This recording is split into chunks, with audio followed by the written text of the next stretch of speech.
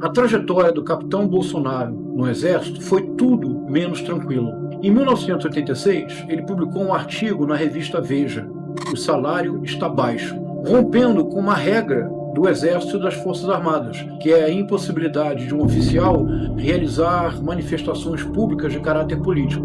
Por esta indisciplina, ele foi preso.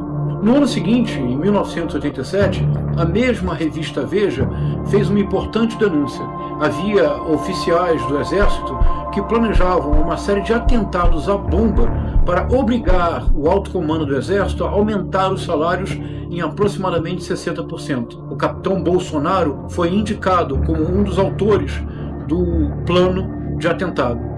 Em 1987 ele foi absolvido, mas em 1988 o processo voltou ao Superior Tribunal Militar. Embora de novo absolvido, ele foi reformado porque não pôde continuar nas fileiras do Exército. Foi nesta época que ele principiou sua carreira política.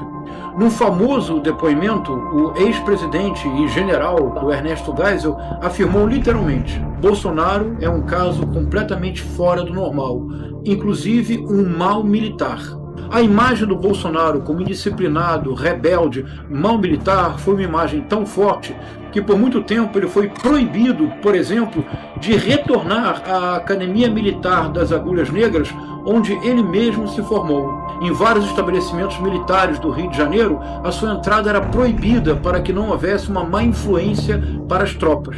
Tudo mudou com a oposição radical do Jair Bolsonaro à Comissão Nacional da Verdade. E esse caminho começou a ser pavimentado num discurso realizado numa sessão preparatória do estabelecimento da Comissão Nacional da Verdade, reunião realizada em dezembro de 2010. Agora ele era visto pelos generais não mais como um capitão indisciplinado, ele era visto como um fiel deputado, ele era visto como um radical antipetista, ele finalmente foi visto como alguém em quem se podia confiar para o futuro. Sem o apoio dos generais, Jair Messias Bolsonaro não teria chegado ao Palácio do Planalto e provavelmente teria muitas dificuldades para manter-se no poder. O ano de 2014 foi particularmente importante e neste ano duas derrotas foram decisivas. Em fevereiro de 2014, o deputado Bolsonaro candidatou-se à presidência da Comissão de Direitos Humanos e Minorias, um gesto que parecia incoerente com a sua própria trajetória.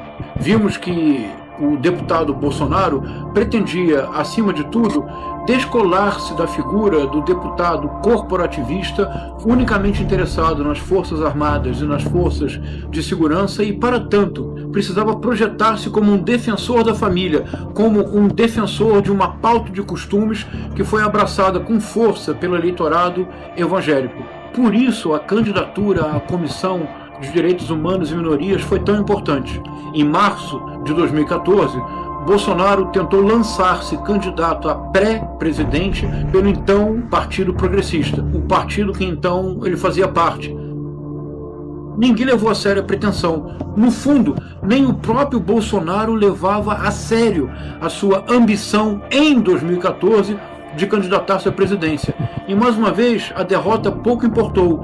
O que realmente interessava era a sua projeção de um candidato que no futuro poderia ser um candidato viável. No final do ano, em outubro de 2014, numa eleição muito polarizada, muito acirrada entre Dilma Rousseff e Aécio Neves, uma surpresa ocorreu no Rio de Janeiro. Pela primeira vez em sua trajetória política, Jair Messias Bolsonaro foi o deputado federal mais votado no Rio de Janeiro. O elogio aberto que fez a um abjeto torturador é o retrato acabado de sua própria personalidade política. É surpreendente que o mesmo Bolsonaro tenha sido tributário da pulsão antissistêmica. Justamente ele, o gestor de uma família franquia, porque o Bolsonaro, mais do que um político, é uma franquia.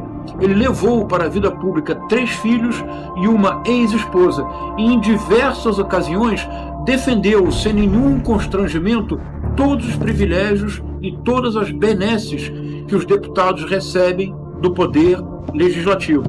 Essa junção foi decisiva para o seu êxito eleitoral. Brasil acima de tudo, Deus acima de todos. Muito obrigado.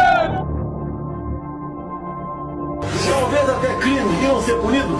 Qual a punição de Deus? Não foi punido. Qual? Não foi punido, não. O senhor foi punido pelo comandante da Brigada Infantaria Paraquedista por ter elaborado e feito publicar uma revista semanal, que é a informação que o senhor confirmou agora, sem conhecimento e autorização dos seus superiores, artigo em que tece comentários sobre a política de remuneração do pessoal civil e militar, ter abordado aspectos da política econômico-financeira do governo fora da sua esfera de atribuições e sem possuir um nível de conhecimento global que lhe facultasse a correta análise, por ter sido indiscreto na abordagem de assuntos de caráter oficial comprometendo a disciplina, por ter censurado a política governamental, por ter ferido a ética, gerando clima de inquietação no âmbito da organização militar, da força e por ter contribuído para prejudicar o excelente conceito da tropa paraquedista no âmbito do Exército da Nação. O senhor foi preso por 15 dias, no dia 3 de setembro de 86, 15 dias de prisão. O senhor está aqui no seu boletim reservado à época, agora nós temos essa... Não, peraí.